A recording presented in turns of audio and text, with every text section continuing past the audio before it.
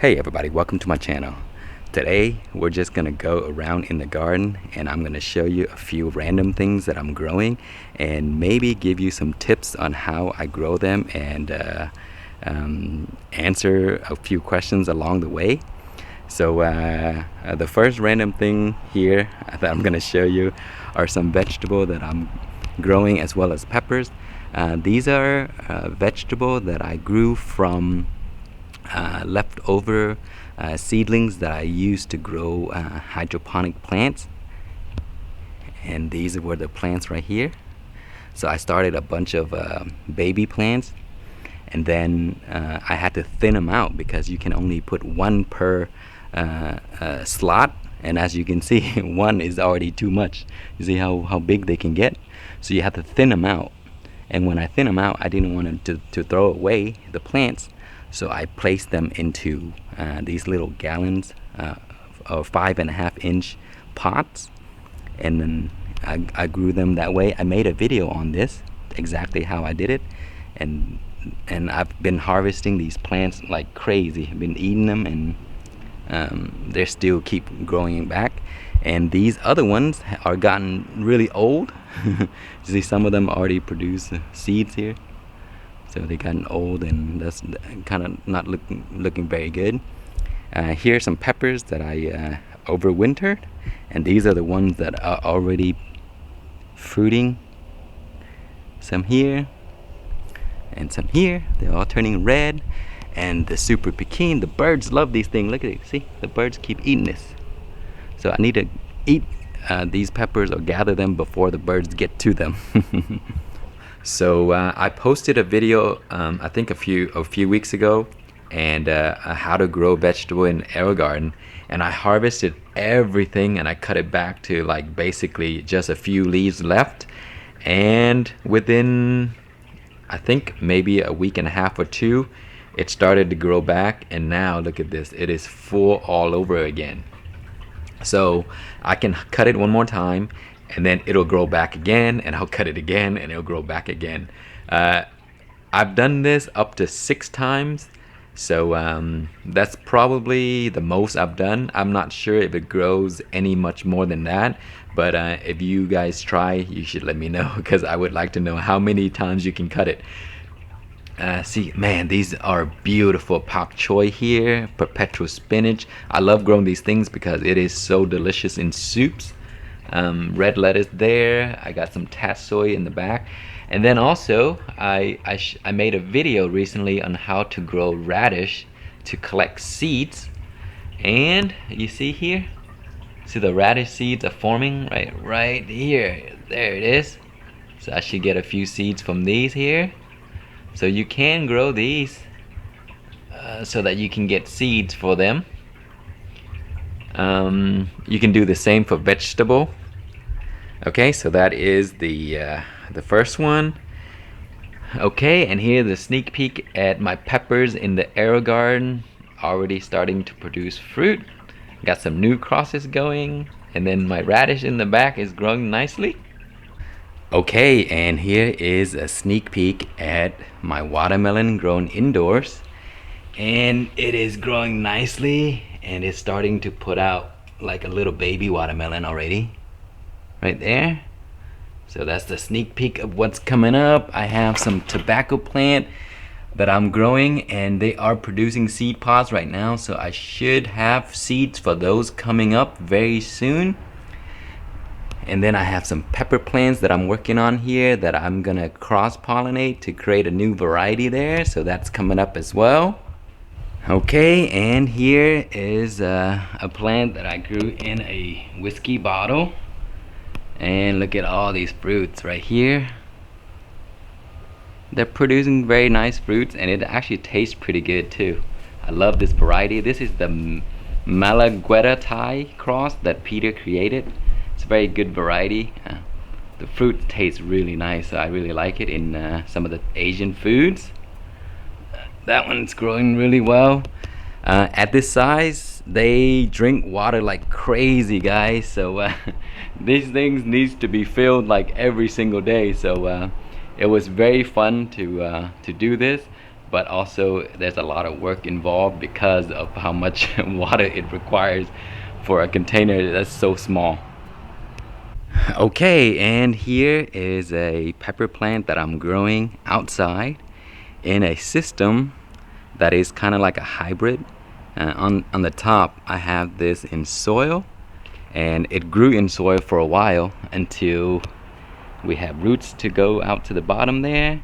And then at the bottom I have a reservoir here, and that is just nutrients, water. It's just, there's nothing crazy in there. It's just basically AeroGuard nutrients. I just add water, put a few drops of it in there, and that's it. No pH, no nothing like that.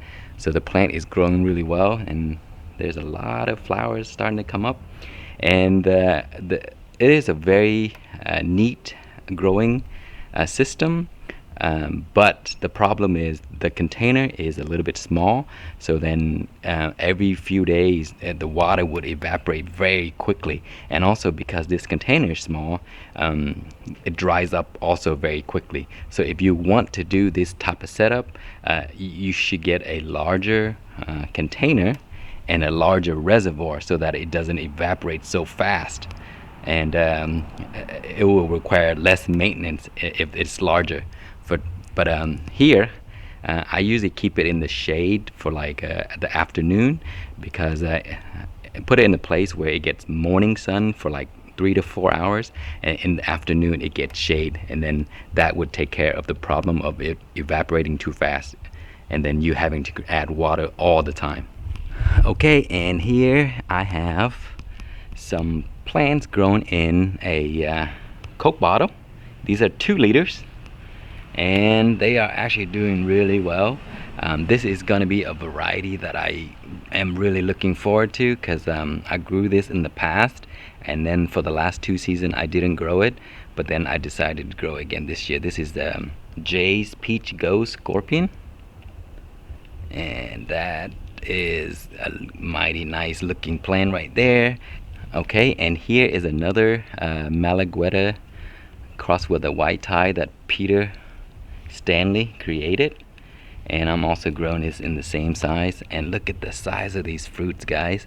So even in small containers they do produce just normal size fruits.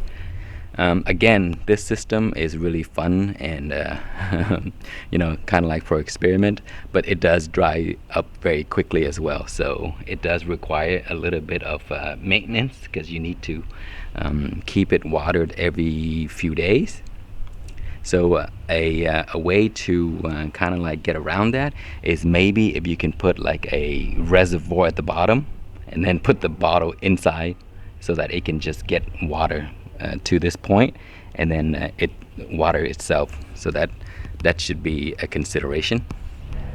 All right, next we have these little plants here, and these were plants I started in the mini hydro setup indoors, and once they grew to the point where I wanted to take them outside, then I moved them into these 5.5-inch pots right here, and that kind of speed up the process because they grow very fast in hydro.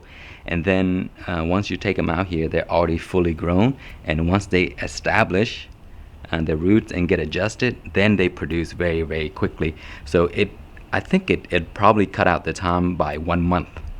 And here, same thing I did, except these were clones. They're not full grown from seeds. You see, these are 2 branches, and these are the ones that I did a video on recently. I cloned the branches or propagated it, and then once they have enough roots developed, then I took them outside and put them into these 5.5-inch pots. And this one is actually the parent plant right here.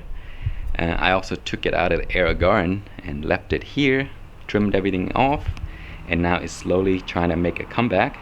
But that is the parent of these 2 right here. So you can do that if you have plants that you want, or if you really like, and then you only grow like 1, but you wish you grew more.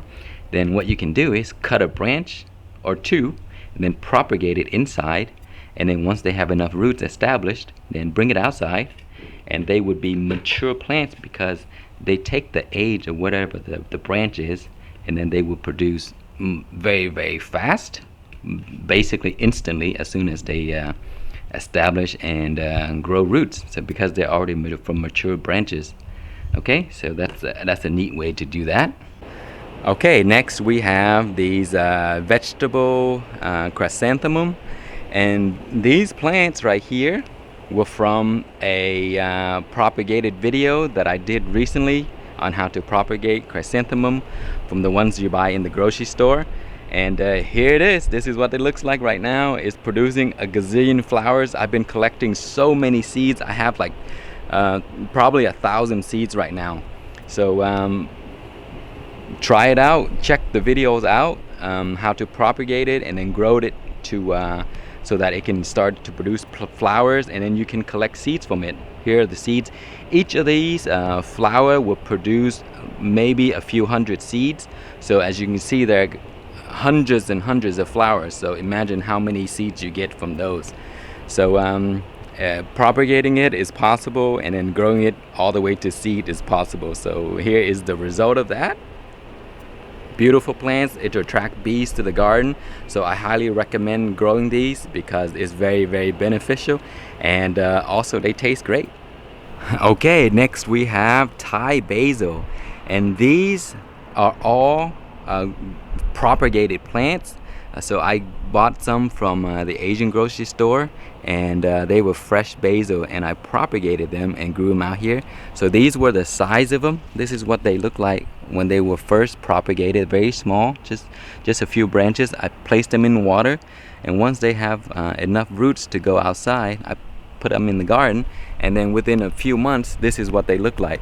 And the trick with Asian basil or Thai basil is that once they produce flower, they will stop growing. So when you see these here, just pluck them all off, every single one of them, just pull it off. And when you do that, they are going to grow into mini shrubs and huge bushes and stuff like that, and produce a ton of leaves. So don't be afraid to just take off whatever the flowers you see. It'll be fine. You'll be happy you did, because they're gonna produce like crazy. So these are just branches initially, and now look at them, they're gonna be growing a lot more. So I will have a ton of basil. I mean, there are already a bunch right now, but I will have a ton more. So try it out, and check the links to the previous videos that I did on propagating these as well. Okay, and I also love growing amaranth.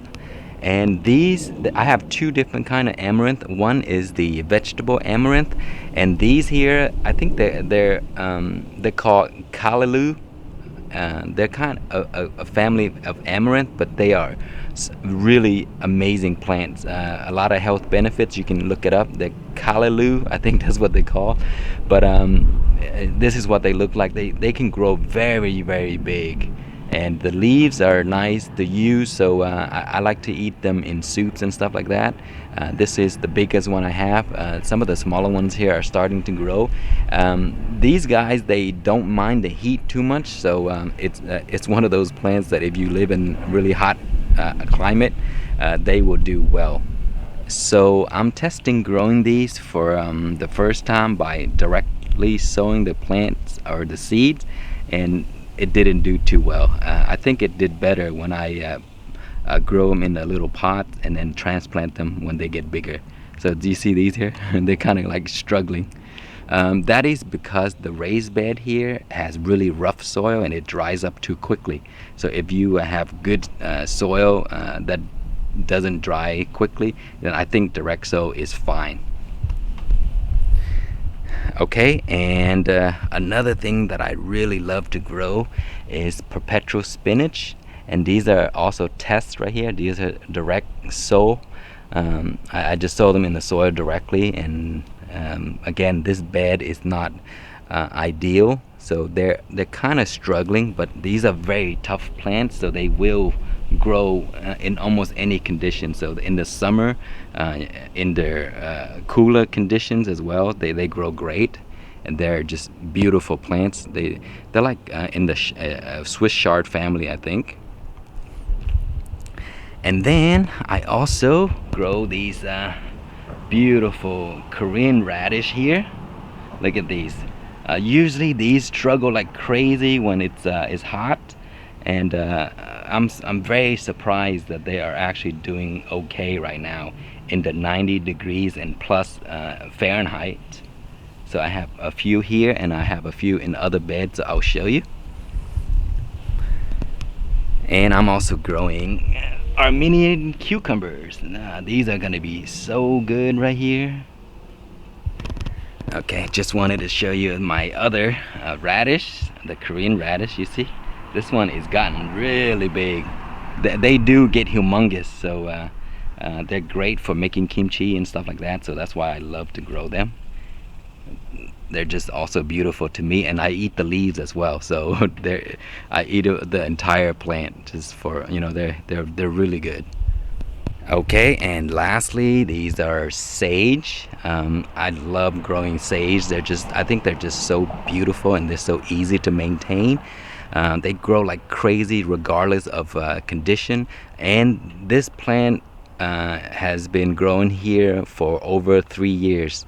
And it just keep coming back every season. Even when there's frost and everything froze over, it'll just die back a little bit. But this is the only herb that will just grow seasons after season in my garden, and it's been there all this time. That's the only one that I didn't have to grow brand new. And of course I already showed you the basil. And then I also love growing this is Cuban oregano, and this bush here are multiple branches that I propagated from season before. So every end of the season before frost hit, I would cut a few of the branches and I take them inside, and I just leave them in a pot of water the entire winter by the window. And then when spring arrives or the temperature gets warm, then I bring them out here and transplant. And that's what I did every season. So this is from the original plant. It has also been 3 years. So I think you can do that perpetually. Just cut a branch, bring it in, and then keep doing that every year, and probably can do that forever. And this one here, or all of these here, are Shiso or perilla, whatever you want to call them. These are the purple variety, and these are actually purple on top and purple on the bottom. See? And I have another variety that is a little bit different. They also taste a little bit different, but these are just amazing herb, guys. You can grow them easily. I actually didn't grow any of these. They were from volunteer from last year. The parent plant just threw out seeds as they fall, and then they started to grow the next season. So I actually didn't grow these at all. It's a little bit windy right now, but here, you see here, they are starting to put out flowers. So you can tell easily when they are beginning to bloom is when at the top they start to become wrinkly. See here? They grow these little small leaves, and they kind of like wrinkly, and then it gets taller and taller. And so that's the sign that they are starting to put out seeds. And when you see that, you should remove it. Because if you don't remove it, then the herb will stop growing. And they're pretty much the same as basil and stuff like that. If you prune them, they will grow more. But if you allow them to set flowers, then they will stop growing, and then the leaves won't taste as good, and the leaves are also going to be smaller, and they also going to remain smaller too. So just pull off all of the flowering buds that you see. And sometimes they buds on the side as well, so just make sure you get rid of all of them if you want them to keep on growing. So that's the trick for growing these plants. So let me show you what they actually look like once they put out some blooms. Okay, and here these are also volunteer, and they just grew in this fabric pot here, and I just left them. But here it is. See, these are the blooms right here. You see how wrinkly the leaves become at the top, and that is when you know that these are blooming. See, these here, they have not bloomed yet, and the leaves are nice and big and looking normal. And so this is what happens when they start to bloom. See, So if you want seed, then you allow them to do this. But if you want leaves, then don't allow them to do that. Okay, and here is the other variety of shiso. And as you can see the difference, these are green at the top and they're purple at the bottom. I actually like both of them. They taste a little bit different, but they're just beautiful and so easy to grow. And again, I did not grow this. There's another one in there inside the pear pot. See, they just grow on their own. So if you happen to grow this, they may become very invasive in your garden if you allow them to drop flowers or drop seeds everywhere, because they do produce a gazillion seeds. But I don't mind. They're just so beautiful to me, and I just love growing them. And let me show you another spot where they're volunteer. Okay, here it is. This is another area. These are 2 raised beds, and look at that. They're just everywhere. See, these are also volunteer. I did not grow any of these. See that I have so much, and every week I have to cut them and just give it to my family members and stuff like that, because I could never use all of this. There's just so many, and the more you cut, the more they grow back. So that's the beauty about having these things. Okay, next I have beets here, and many people grow beets for the roots, and usually they're started in the cooler months, because in the warmer months the bulbs will not form. But for me, I grow beets for the leaves. I love eating the leaves, so I grow them very thick, and also I grow them in the summertime when it's really hot. And that's because I'm not concerned about the beet roots. I just want the leaves to use, and they're just absolutely gorgeous. And when you put this on a salad bowl and mix with other greens and stuff, it just looks so gorgeous. So if you want a little bit of a presentation, grow beets in the summer is fine. Just put them on pretty thick here, and you can just harvest the leaves to use. The leaves are not as spicy as the roots, but they do have a little bit of a similar taste. So I highly recommend you try it out, and it's gonna be amazing. So they're very easy. Again, they don't like heat, but it's okay. If you give them plenty of water when they need, they should be fine. So those are my beets right there. Okay, and here are my ground cherries, and as you can see, they have started to fall off the plant. And this is the only time you should collect these ground cherries, because the green ones I think they're toxic, so people don't eat them green. So just wait until they fall off, and you can eat them right now, like this, opening them and eat them. They're just absolutely delicious. And see how they're kind of like greenish at the they're not completely dried. So at this stage they have a little bit of a tangy flavor, which is so good. But if you wait, take this inside and wait for another week or two, the fruit inside will become a golden color, and they taste like sugary mango. So the flavor does change. That's why these things are just so awesome. And the birds also love this. And then once you grow ground cherry 1 year, you're gonna have it all the time, because the fruits could be carried off by the birds somewhere and drop in the yard, or they just get blown over by the wind or whatever. So I'll show you an example. You see there? Those are ground cherry, the seedlings, and you see how they bunched up together? That's because the fruit didn't get opened, and then they dried up, and then all the seeds sprouted. So I have hundreds and hundreds of ground cherry plant everywhere because of the birds, and I'll just pull them out of the ground. They're not a big problem for me, but I highly recommend you growing them. If you give them bigger space, they will grow much bigger. The thing about this ground cherry is that they don't grow tall, they grow wide. So when you grow them, that's kind of like, be aware that they don't grow tall, they just grow wide. So they need a lot of space to spread out.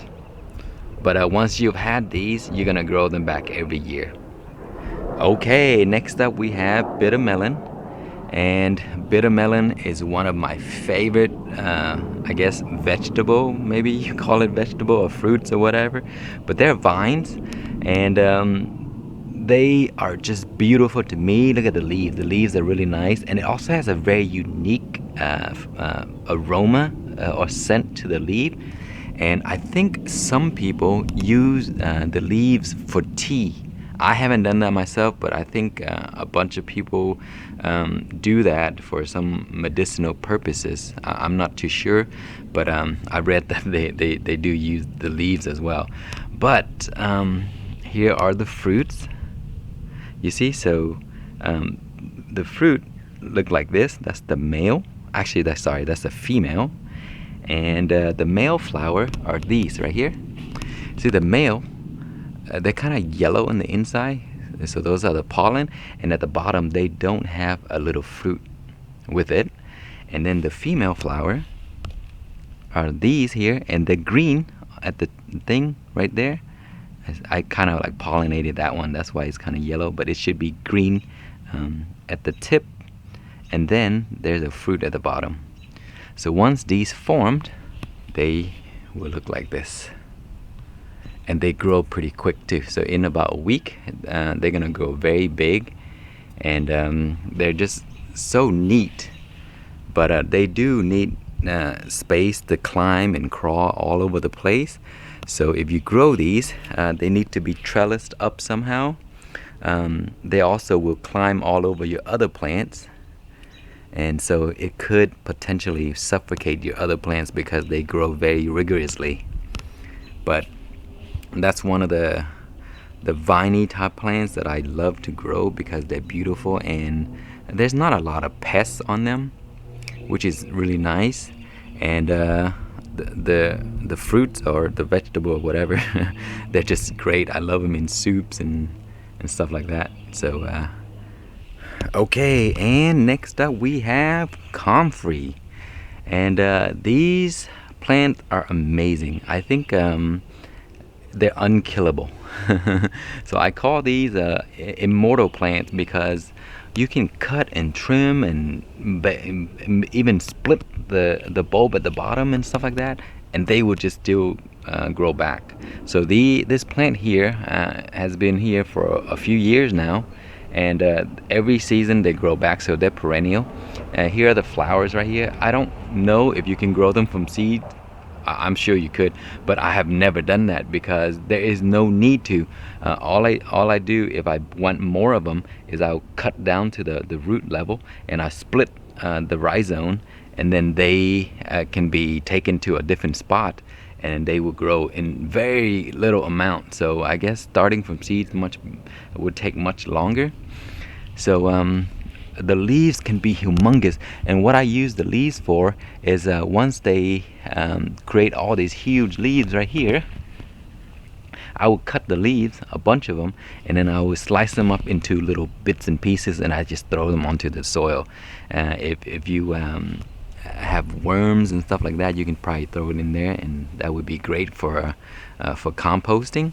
I always cut the flower stalk off, but I've been lazy, so I haven't done it. But if you cut the flowers and flowering stalk off, they will continue to produce huge leaves and grow very fast. So right here, I forgot to cut these, and I kind of neglected it. But so it started to produce these flowers. They're kind of pretty, and they also attract the bees. So I'm gonna leave them there for now. But let me show you the other one where I split the rhizomes or whatever at the bottom is, and then they grew into a new one. Okay, here it is, and that is the other comfrey. And basically what I said, I split the bulb at the bottom, and I threw it in the trash or the compost. I thought that it's gonna not grow, but then it grew, so I took it out of the compost and placed it there.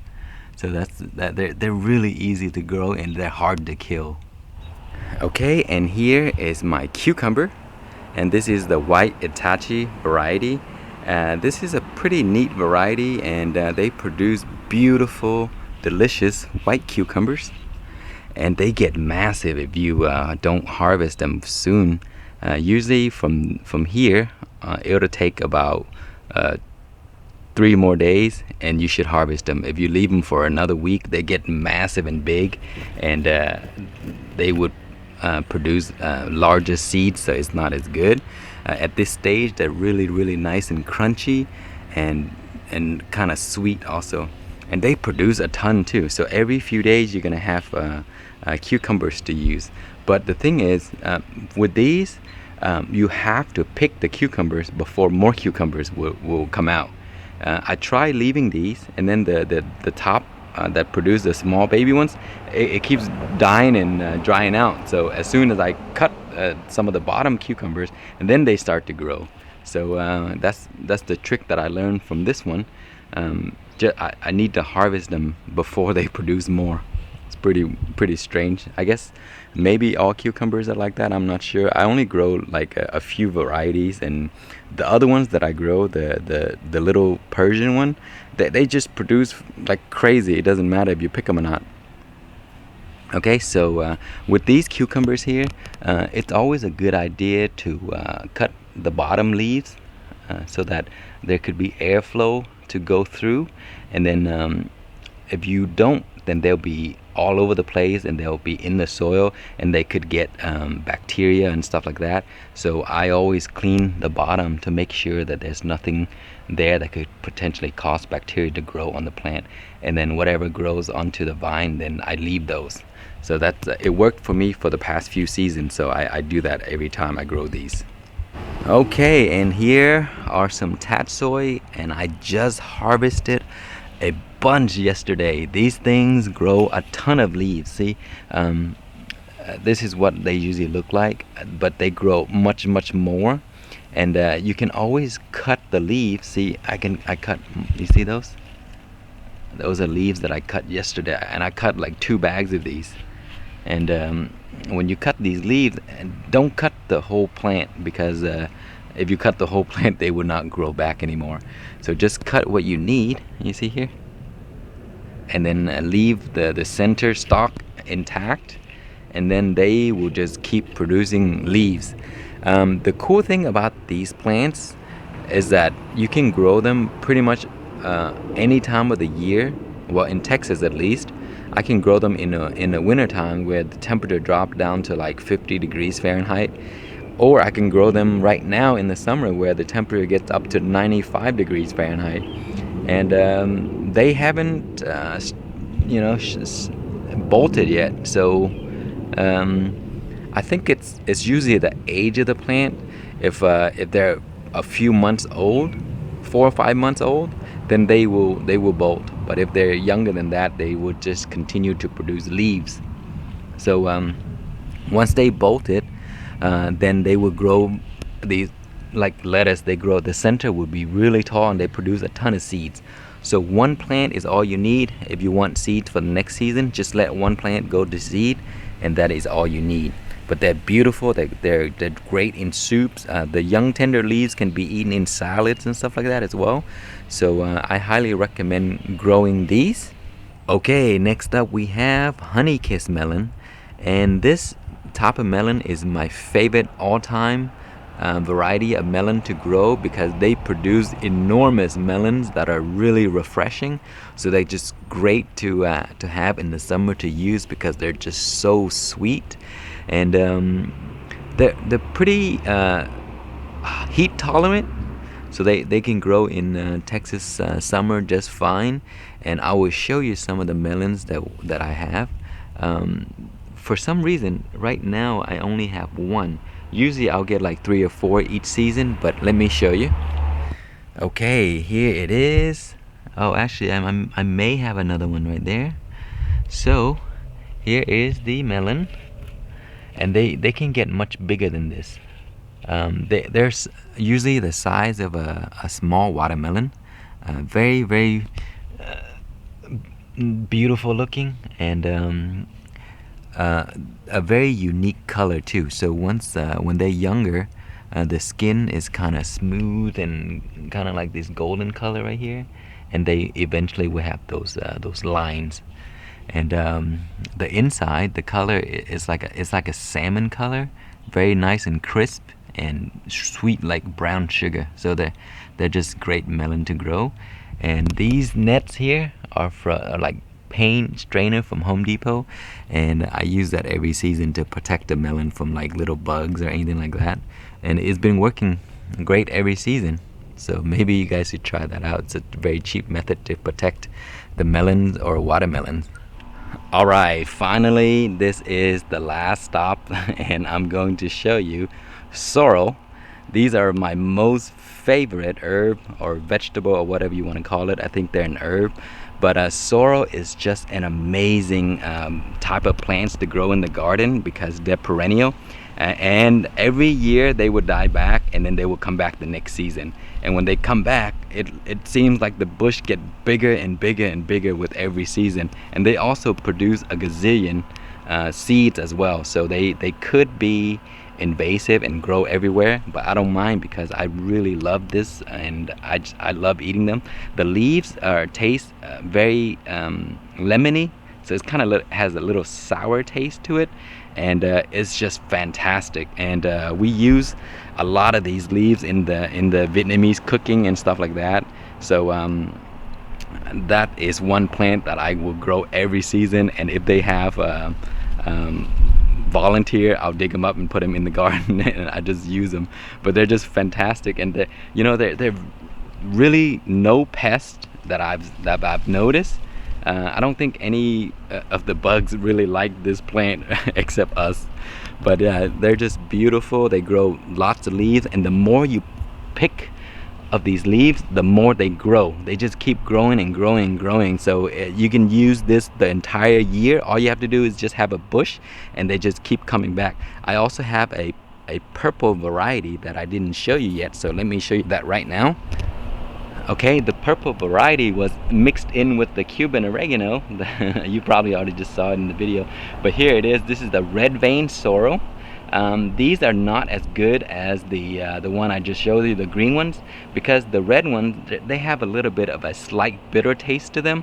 I actually don't mind, but some people may not like them because of the bitterness, but they're just beautiful. And this bush has also been here for 3 years, so they're perennial as well, so they will come back season after season. So they're great plants to grow. And let me show you one more last herb and we'll wrap this up.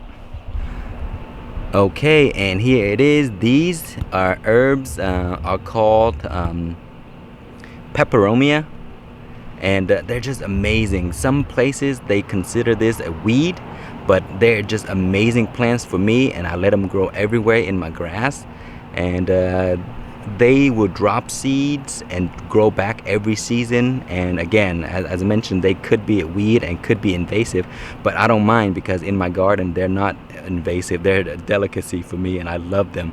They're just beautiful, but they do need a lot of moisture to grow, so you will find them in places that are shaded. So that is one of the plants that you should look up. They're just amazing. Okay guys, that is all. So I hope you enjoyed the random updates that I provided. If you have any questions or comments, please leave it below, and thank you so much for watching.